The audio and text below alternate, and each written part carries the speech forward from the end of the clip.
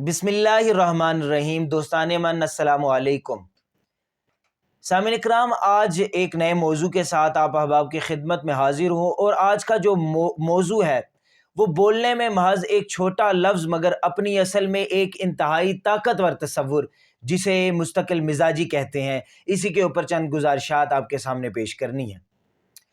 किसी भी रुख इंसान चलने लग जाए, चाहे वो रास्ता जन्नत की तरफ जाता हो या जहन्नुम की तरफ जाता हो, अच्छाई की तरफ जाता हो या बुराई की तरफ जाता हो, कामयाबी की तरफ जाता हो या नाकामी की तरफ जाता हो, किसी भी इंतहा पर पहुंचने में जो चीज़ काम कर दिखाती है वो मुस्तकिल मिजाजी कहलाती है। दोस्तान मन, ये वो ड्राइविंग फोर्स है जो काम को कामयाबी से इख्तिताम तक पहुंचा देती है। जैसे मुसलसल पानी का बहाव अपने से वजूद में ताकतवर पत्थर को भी जो है अपने साथ लेकर चल पड़ता है और उसे मजबूर कर देता है अपने साथ चलने पर, या किसी भी कमज़ोर शय की मुसलसल चोट किसी भी ताकतवर शय को तोड़ देती है।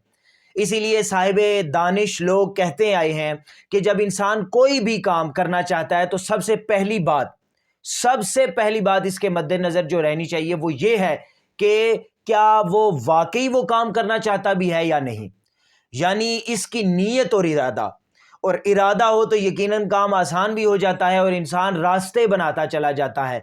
फिर इरादा दिल का हो, पुख्ता इरादा हो, उस काम को करने के रास्ते भी निकाल ही लेता है। वो एक मुहावरा पंजाबी में बोला जाता है कि नीयत बदनीत ते हुजदा दे ढेर, यानी कि इंसान की नीयत ख़राब हो तो हुज्जतें पैदा हो ही जाती हैं, लेकिन अगर नीयत साफ़ हो, मंजिल तक पहुंचने का जो इरादा है वो मुकम्मल तौर पर उस पर आपका यकीन हो कि मेरे लिए वो रास्ता जो है वो मेरी उम्मीदों पर पूरा उतरता है, तो यकीनन आप उस रास्ते के लिए कोशिश करेंगे, आप उस रास्ते के लिए मेहनत करेंगे, उस रास्ते के अंदर से रास्ते निकालते चले जाएंगे। अगर वो काम नेक हो या अच्छा हो तो उसके साथ मदद इलाही भी शामिल हाल हो जाती है और ये तो मज़ीद बेहतर हो जाता है। अपने इरादे के बाद इसकी कोशिश, जदोजहद, इसकी कमिटमेंट, इसके लिए रास्ते बनाते हैं, लेकिन मुसलसल चलने के लिए कि थकावट ना हो, इसका हौसला ना टूटने पाए, इसे मुस्तकिल मिजाजी की ज़रूरत होती है। फिर दोस्ताने मन, आज जिस दौर में हम जी रहे हैं, हम में मुस्तकिल मिजाजी ना होने के मुतरादिफ रह गई है। इस बात को आप भी बड़ी अच्छे तरीके से समझते हैं। इसीलिए नाकामियां हमारा मुकद्दर भी बनती जा रही हैं। हम दुनिया से बहुत पीछे रह गए हैं और मुस्तकिल मिजाजी ना होने की वजह से जो हमारा मादियत परस्ती है वो उसमें भी हम मज़ीद शिकार होते चले जा रहे हैं। हम बेहतर से बेहतर की तलाश में जो है हद से आगे गुजरना शुरू हो गए हैं।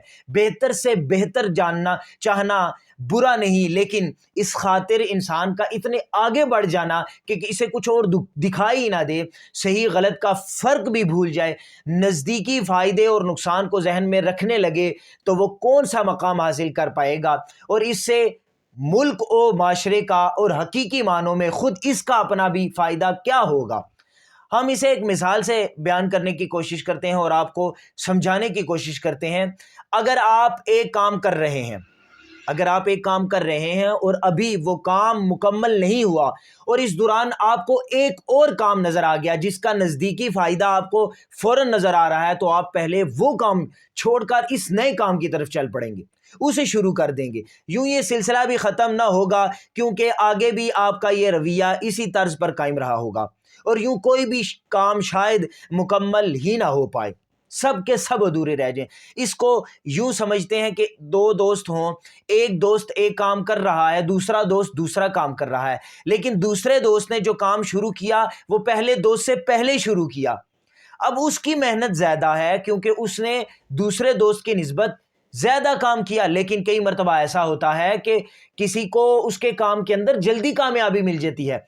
अब दूसरा दोस्त क्या करेगा, वो उठकर अपना काम छोड़कर उस काम पर लग पड़ेगा, वो कोशिश करेगा कि मुझे भी अचीवमेंट जल्दी मिले, लेकिन हो सकता है जो काम वो कर रहा था उसमें कामयाबी देर से तो आनी थी, लेकिन वो कामयाबी बहुत बड़ी होनी थी।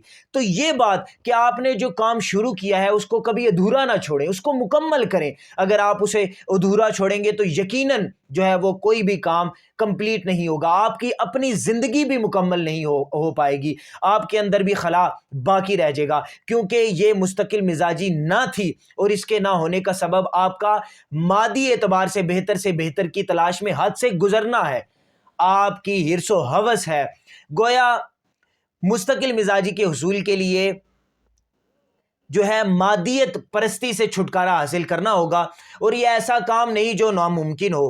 اپنے رہن سہن، اپنی سوچ، اپنے انداز، اپنی خوراک، یہ وہ کچھ ظاہری و روحانی پہلو ہیں جن کو بدلنے سے ہمارے رویوں میں بہتری کی گنجائش موجود ہے۔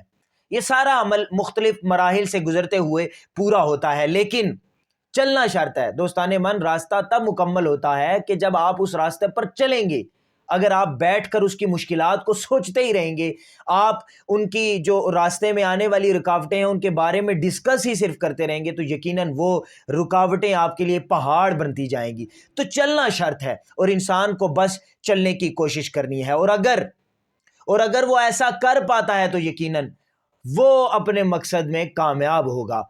اللہ پاک ہم سب کو ہمارے تمام مقاصد کو پورا کرنے کے لیے ہمیں مستقل مزاجی کی نعمت عطا فرمائے۔